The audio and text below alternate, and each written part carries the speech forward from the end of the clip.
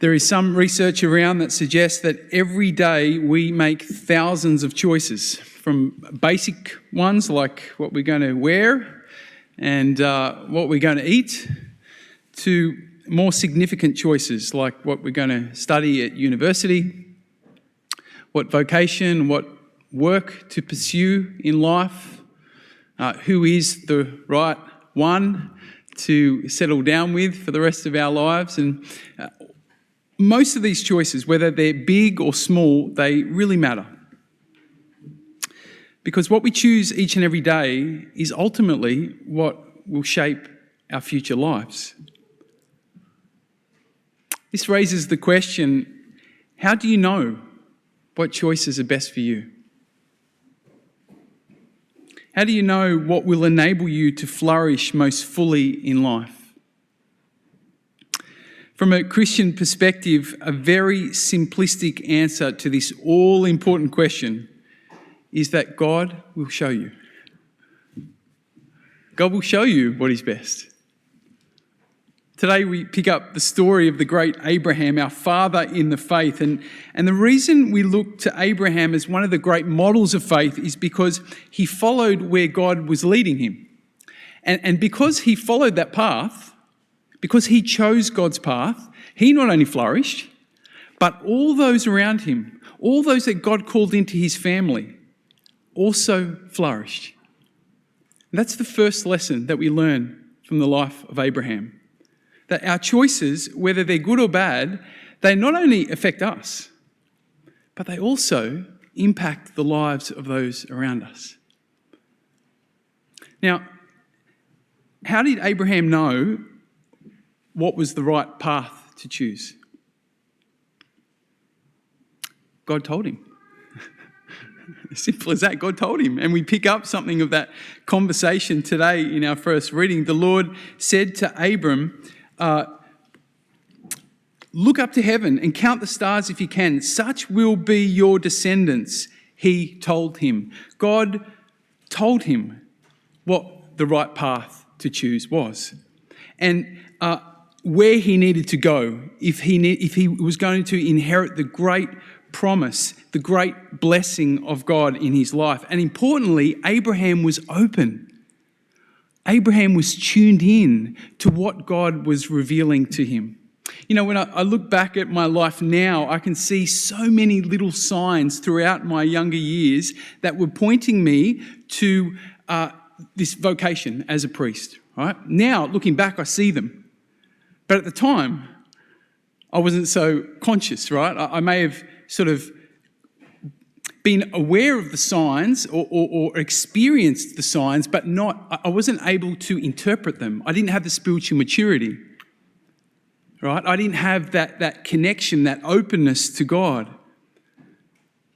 I wonder how often in our daily lives God is giving us signs. He's showing us the path that will bring the fullest flourishing to our lives, but we miss the signs. We just don't pick them up. We're not tuned in. I wonder. Last week we began a new series which we are calling Flourish. If you remember back a few weeks ago, I was reflecting on how that's God's great desire for us to come fully alive in him, to flourish. And I spoke a little bit about what that looks like. So over these weeks, we're going to be unpacking the three pillars of our spirituality as Christians that we turn to every Lent. I'm sure you know them by now, right? Prayer, fasting, and almsgiving. We're going to look at each one of these and just explore a little bit about how they bring about flourishing in our lives. We're going to start today with the pillar which is really the cornerstone of the Christian life, and that is prayer. My simple hope today is that you will leave with a renewed appreciation of the significance and the beauty and the power of prayer for your life. Let's return to Abraham for a moment. Another big lesson we learn through his life is that our best decisions, our wisest choices, always flow out of our relationship with God. the closer the relationship, the more capacity we have to make wise, good choices. Abraham and all the saints, for that matter, they help us to realize that God works in our life from the inside out, not from the outside in, which is probably how we sort of conceptualize God working. We think, oh, God, can you help me with this? So we think, oh, God will send magically something from the heavens or something. Can you relate? The saints help us to realize that no, that's not how God works. And this is why many of the religious leaders were upset with Jesus, because their spirituality, their focus was on the external stuff, like knowing the doctrine, following all the right rules. And then Jesus comes along and says, no. Following God begins in the heart. True religion is not outside in, it's inside out. The only way that God can be God for us, the only way that God can love us and forgive us and heal us and transform us and lead us through life is through our relationship with him, through our heart connection. Everything we do in the Christian life is about deepening that connection with God. And that's the prayer of the psalmist today. He's praying to God. He's crying out to God. He says, Lord, it is your face that I seek. It is relationship. It is connection with you that I seek. Hide not your face, he says to God. Hide not your face. See, he knew that everything he needed to flourish in life is found in the face of God, in that connection, in the relationship. So he's like, don't hide your face from me. It's your face, it's that connection with you that I need and that I seek. This brings us really to the fundamental purpose of prayer. You see, there are various reasons why we pray, but the most basic reason is that prayer builds our connection. It builds our relationship with God. It puts us in touch with the one who enables us to fully flourish, to fully come alive. Prayer is kind of like listening to the radio, right? It tunes us in to God's frequency. It makes us conscious of the one who is constantly loving us and leading us and giving us what we need to live our best lives. This is why Jesus prayed. Did you know Jesus prayed often, regularly? He prayed because he knew that if he was to fulfill his mission, he needed to deepen that relationship with the Father, which was the source of his life. He kept coming back to that relationship, to that connection. He kept building it. The other image that comes to mind when I think about prayer comes from my surfing days many years ago. You know, for those surfers among us, I'm sure you can relate to what I'm about to say, but when the surf was big, I used to find it quite difficult to get out the back, right, where the big waves were, because you've got to navigate all those crashing waves, right, and you'd sort of go forward 10 metres and then get hit by the waves and go back 10 metres. And sometimes it would take me half an hour just to get out the back, right, where the waves are. And by the time I got out, I was exhausted. Thankfully, I had some friends who were better surfers than me, and one of them taught me a trick. They showed me how to find where the rip or the current was. And the idea is that when you get into the rip, when you get into the current, it'll drag you out the back. Children, this is not good advice for you when you go to the beach. But when you've got a surfboard and you've got a wetsuit, you can get in the current, right? And it'll take you out the back and you get out there so much easier. Now, isn't life sometimes a little bit like that experience of my surfing? We know where we want to go. We know who we want to become. We really do want to do the right thing in life. We're trying so hard, but we just sort of keep coming up against these waves. We keep fighting against the waves of life and all the challenges that we come up against. And it can be exhausting. It can feel like we're getting nowhere. The only way that we can become the people that we really desire to be, the only way that we can get to where we know deep down we need to go, is by getting in that current and staying in it. Jesus put it like this: I am the vine, you are the branches. Unless you abide in me and I abide in you, you can do nothing. Unless you're connected to the flow of the vine, then you can't really do anything because you're on your own. You're missing all these benefits, all these ways, all these graces that I want to give you. This is what prayer is about. Prayer is about getting into God's flow,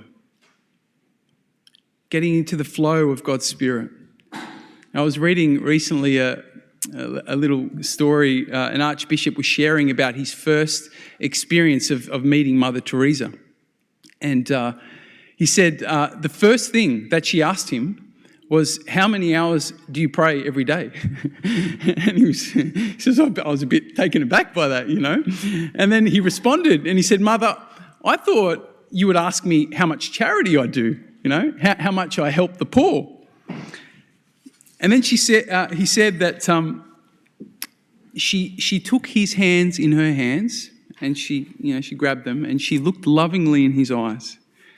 And she said, my child, without God, we are too poor to be able to help the poor. She said, I'm just a poor woman who prays, but when I pray, God puts his love into my heart so that I can go and love the poor by praying. See, what Mother Teresa is saying is that prayer puts us into God's current, and there we find everything we need to live our best lives. It's in the current that we see the face of God. Now, this doesn't mean that we will always make right choices, right? It doesn't mean that life will always go smoothly. But in the current, we will always find what we need to remain hopeful, to keep striving to live our very best lives. Here's another helpful point about prayer. Sometimes when we're praying, it can be very eventful, can't it? Just like the experience of Jesus in the gospel today. Jesus is praying, he's on the mountain with a few of his disciples, and suddenly in his prayer, his face changes, his clothes become all bright white. He hears the voice of the Father reminding him who he really is. He has this beautiful moment where God reveals his deepest identity. And that benefits Jesus and it benefits those around him, right? Sometimes our prayer can be a bit like that. God just breaks through. He gives us this beautiful insight. We leave encouraged and full of love. And it's a great feeling sometimes, prayer. But then other times, prayer can be much more dull and difficult. It might seem like we're not in the current at all. It might feel like God has abandoned us. Sometimes our prayer can be more like the prayer of Jesus in the Garden of Gethsemane, right? Hard, difficult, dry. But here's the thing. The saints assure us that the measure of good prayer, the measure of effective prayer is not how it feels, but it's whether we were faithful and whether we were generous in our prayer. Faithful, we're regular, we're consistent, we keep showing up. And we're generous, that when we come to prayer, we really give God our whole heart. We really hand ourselves over. We try our best to build that connection, to open our hearts to God. The saints assure us that when we pray faithfully and generously, that our prayer is always effective regardless of how it feels.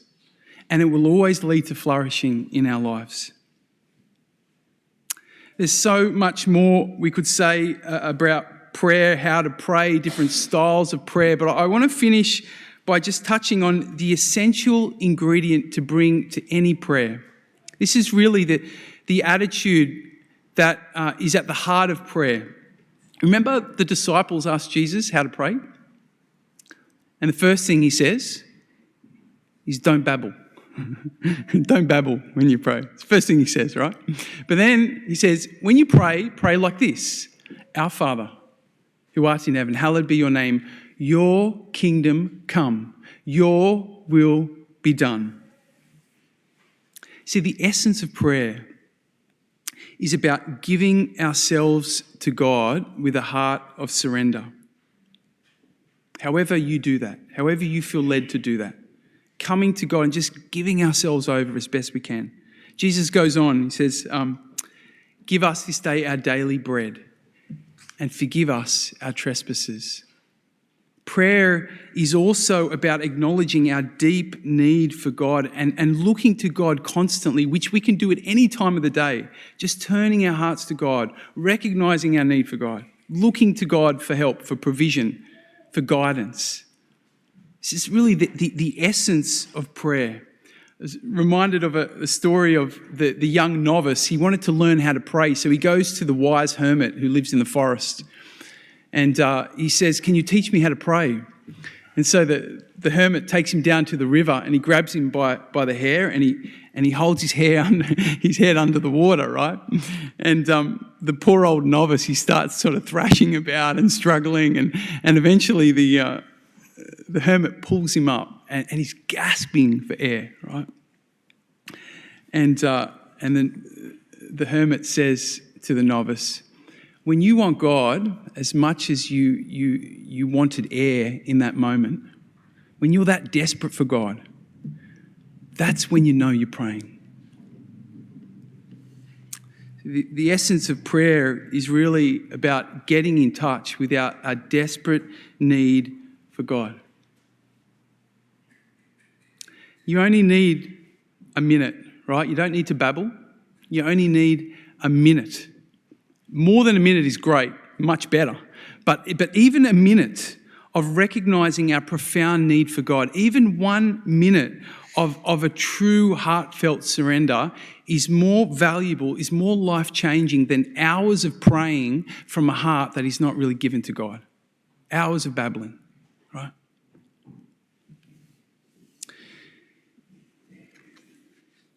If we really believe that prayer puts us into God's current, then what could possibly be more important for our lives than prioritising time for this heartfelt prayer? Not just during Lent, but each and every day of our lives.